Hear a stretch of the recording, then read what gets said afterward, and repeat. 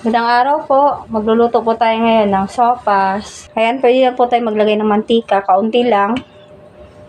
Para pang ano lang ng margarine natin para hindi masunog. Maglagay tayo ng margarine. Kung may butter po kayo, butter. Gusto niyo po butter, masarap po. Margarine lang po ang available dito sa akin. Dagdagan na lang po natin. Iubos ko lang din itong margarine. Yan. Yan po. Pag natunaw na po ang ating margarine, sunod ko na po yung bawang at sibuyas natin. Yan.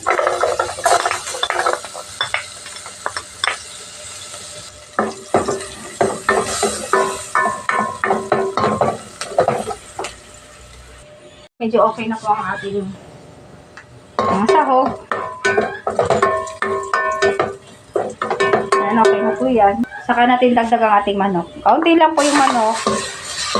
Kasi mayroon pa akong mga ibang lalagay.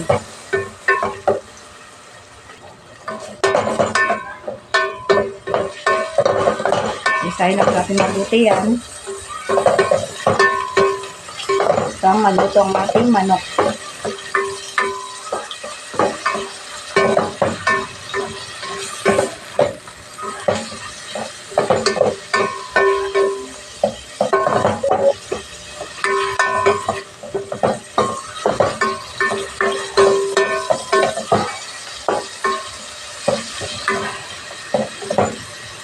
Higlaan po natin ng paminta at saka asin. Kaunti pong asin. Kaunti pong paminta. Yan. Yan po lang po natin yung maayos. Mabuti po.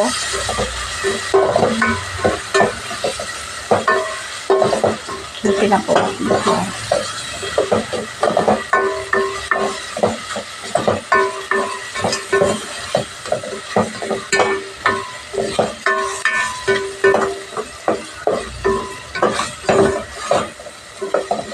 Isunod po natin yung atay ng manok.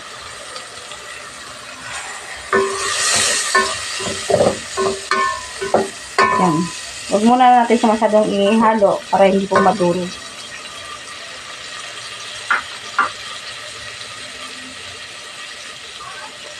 Tayo lang po natin maluto ang ating atay.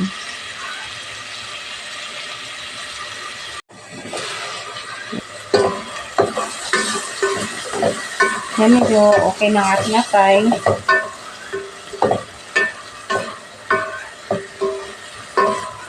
Yan. Dali lang kasi maluto yung atay natin. Ang inaano ko lang na hindi siya magdudurog. Meron tayo ditong isang buong chicken cube. Maglalagay ko tayo nito para mas lumasa pa po ang ating sopas. Kasi magdadagdag tayo ng tubig. Ng 1 litrong tubig ay dadagdag natin.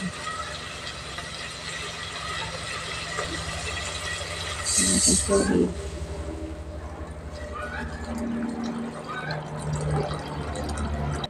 Takpan lang po natin to. Antayin natin siyang kumulo. Ayan, kumulo na po ang ating sabaw.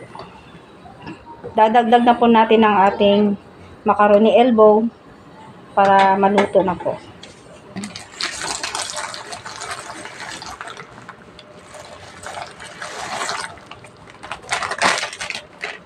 Bali 200 grams lang po to.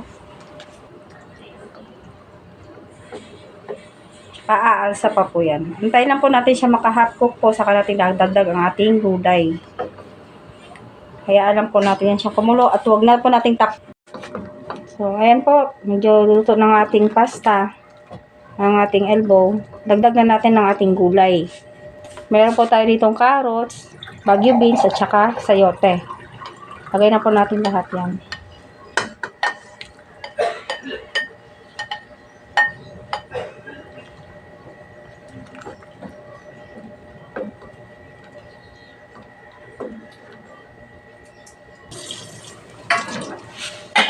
Kumulo na siya.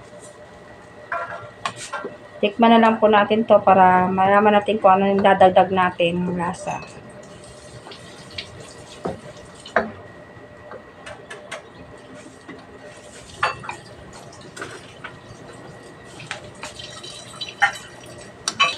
Magdagdag po tayo ng asin kasi medyo matabang.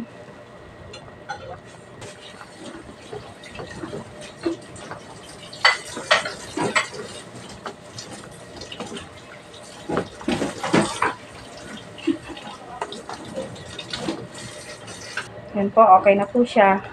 Dagdagan natin yung repolyo.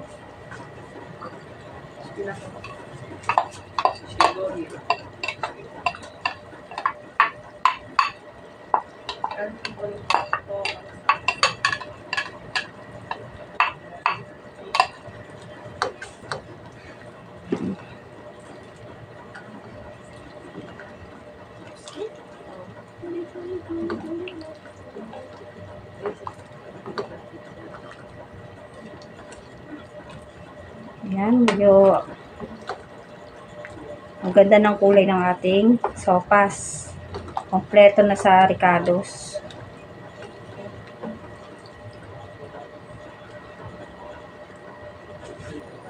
Yan, okay na ang ating sopas. Dadagdag na natin pang huli. Patay na po natin ng apoy. Saka natin lagay ating gatas. Yan, gatas po.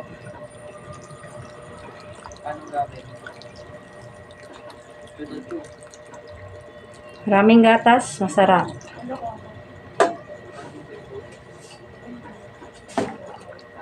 Yan.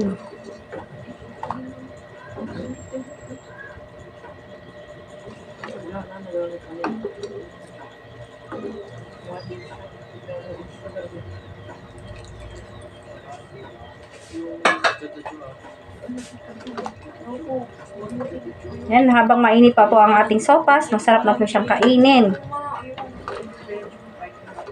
Yan.